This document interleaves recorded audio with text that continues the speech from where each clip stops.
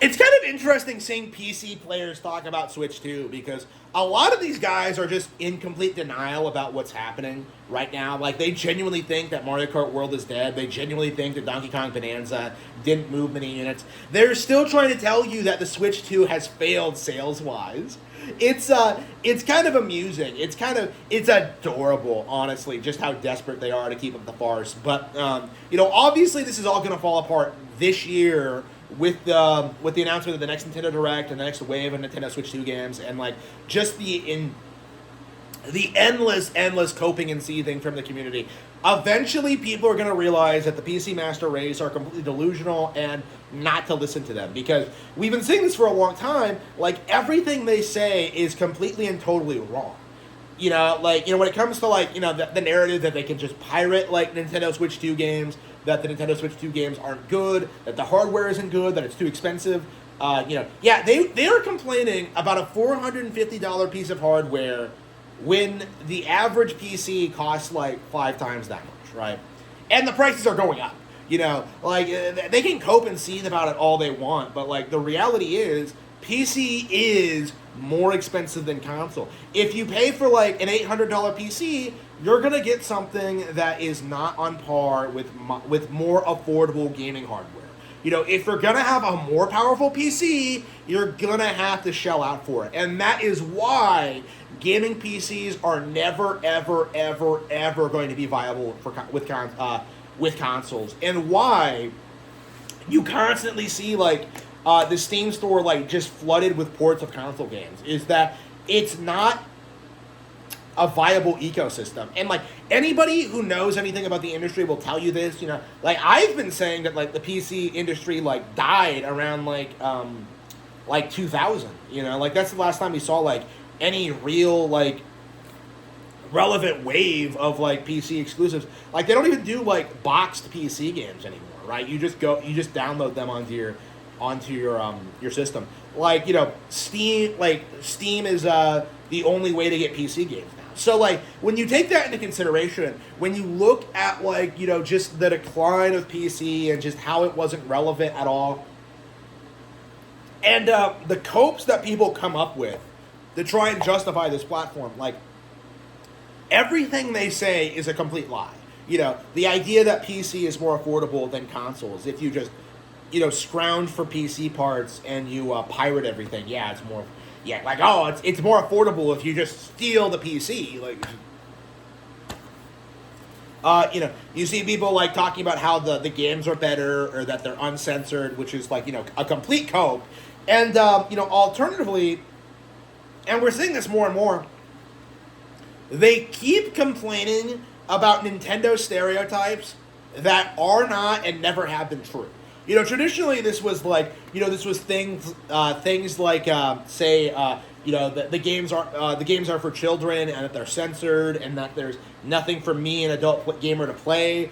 All of which is a complete cope. And I've been talking about all that for years, but with the Switch 2, very specifically, we're seeing more and more signs that a lot of classic Nintendo copes are all falling apart. Today, honestly, I saw some PC gamer do this thing when you buy a game on PC, you get to keep it forever. First of all, that's not true, because companies can revoke your license to play games whenever they want on PC. You see this with Ubisoft revoking Assassin's Creed to sell bundles all the time. That's not true, first of all. But second of all, the idea that the Switch 2, okay, and this is something I've never seen anyone talk about before, but your digital games on Nintendo platforms are indeed tied to your Nintendo account. So when you buy a game digitally on Nintendo Switch, if you you can carry that over to your other Nintendo consoles on that Nintendo account. So I've been switching my games back and forth between my Switch 1 and my Switch 2, and people are have been playing games on both of them.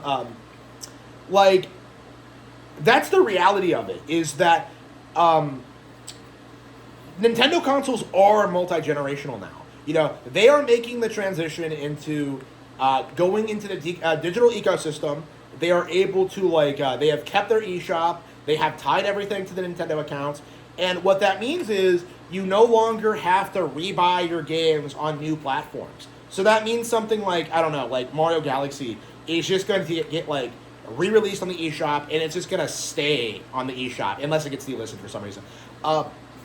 So you're going to have access to like all these NSO games. You're going to have access to all these old out-of-print releases. You know, you can get like Fire Emblem Three Houses. You can get like Octopath Traveler. You can get like, I don't know, Trails in the Sky or whatever. Like you have like all these options on the eShop that released on Switch 1 but are also available on Switch 2. If you bought them on Switch 1, you can re-download them on Switch 2. And I think this is one of those things that just really puts a massive hole in the argument of PC gamers. You know, the entire narrative was that like, oh yeah, I pirated my games and put them on my hard drive so no company can take them from me. Like, that's not going to be a thing if Nintendo has their ecosystem, which is more obtainable, easier to use, completely legal, and just has that as a more viable competitor.